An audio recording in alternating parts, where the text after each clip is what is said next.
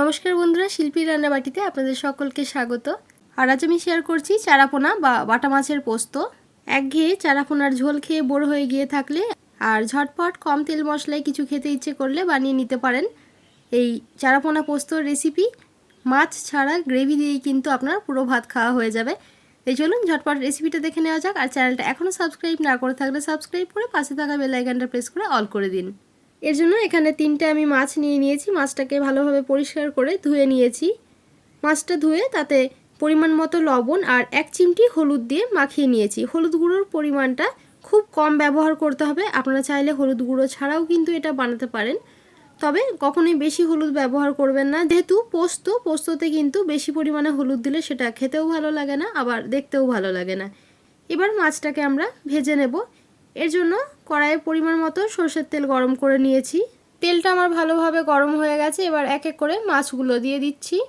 মাছগুলোকে হালকা করে ভেজে নিতে হবে, খুব বেশি লাল করে বা কড়া করে কিন্তু মাছগুলো ভাজবো না, তাতে মাছের টেস্টটা ভালো লাগবে না। আর যেহেতু পোস্ততে একটু হালকা করে মাছ ভাজলেই ভালো লাগে।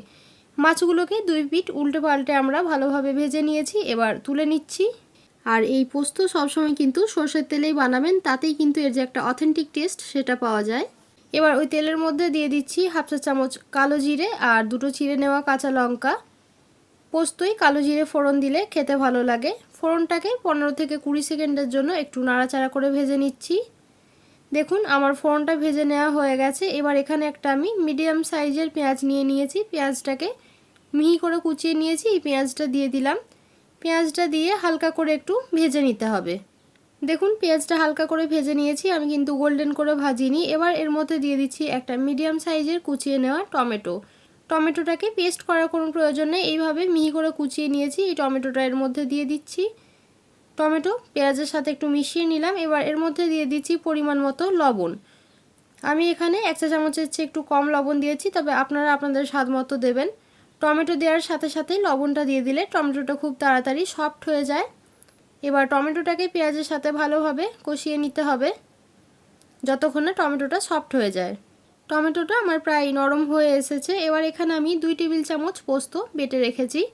পোস্ত বাটার সময় পোস্তর সাথে আমি আর কোনো কিছু দিইনি, তবে আপনারা যদি একটু বেশি ঝাল পছন্দ করেন সেক্ষেত্রে পোস্তর সাথে কাঁচা লঙ্কা মিশিয়ে বেটে নিতে পারেন। এবার আমি অর্ধেকের চেয়ে একটু বেশি পরিমাণ পোস্ত এখানে দিয়ে দিলাম। পুরো পোস্তটা এখন আমরা দেব না। আর দিয়ে দিচ্ছি পোস্তর বাটি ধুয়ে একটুখানি জল।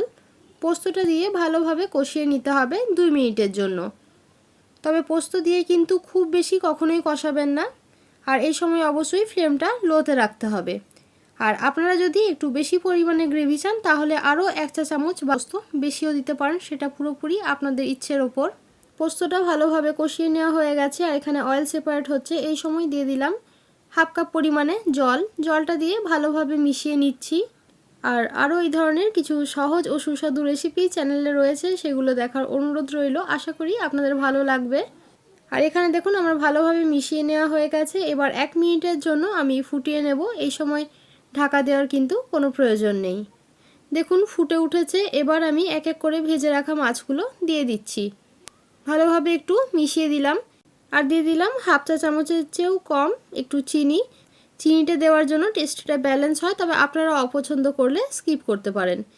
এবার ঢাকা দিয়ে 2 মিনিটের জন্য রান্না করে নেব। আর এই সময় ফ্লেমটাকে মিডিয়ামে রাখতে হবে। দেখুন আমার 2 মিনিট হয়ে গেছে। এবার ভালোভাবে একটু মিশিয়ে নিচ্ছি আর মাছগুলোকে একটুখানি পাল্টে দেব। এবার বাকি যে পোস্তটা ছিল সেই পোস্তটা দিয়ে দিচ্ছি। আর আমার এখানে একটু ড্রাই লাগছে, তাই অল্প পরিমাণে জল দিয়ে দিচ্ছি।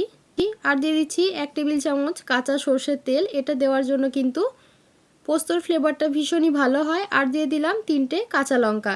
আমি এখানে গোটা কাঁচা লঙ্কা দিয়েছি, তবে আপনারা যদি আরেকটু ঝাল চাইছেন তাহলে লঙ্কাটা চিড়েও দিতে পারেন। তবে অনেকে পোস্ত একটু মাখা মাখা পছন্দ করেন, আবার অনেকে একটু ঝোল ঝোল পছন্দ করেন।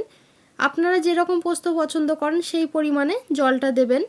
আমার এখানে একটু ড্রাই লাগছিল তাই একটু জল দিয়ে দিলাম। অবশ্যই গরম জল ব্যবহার করবেন, তাতে রান্নার স্বাদ ভালো হয়। দেখুন এইভাবে একটু মিশিয়ে দিলাম। এবার ঢাকা দিয়ে আবারও 2 মিনিটের জন্য রান্না করে নেব।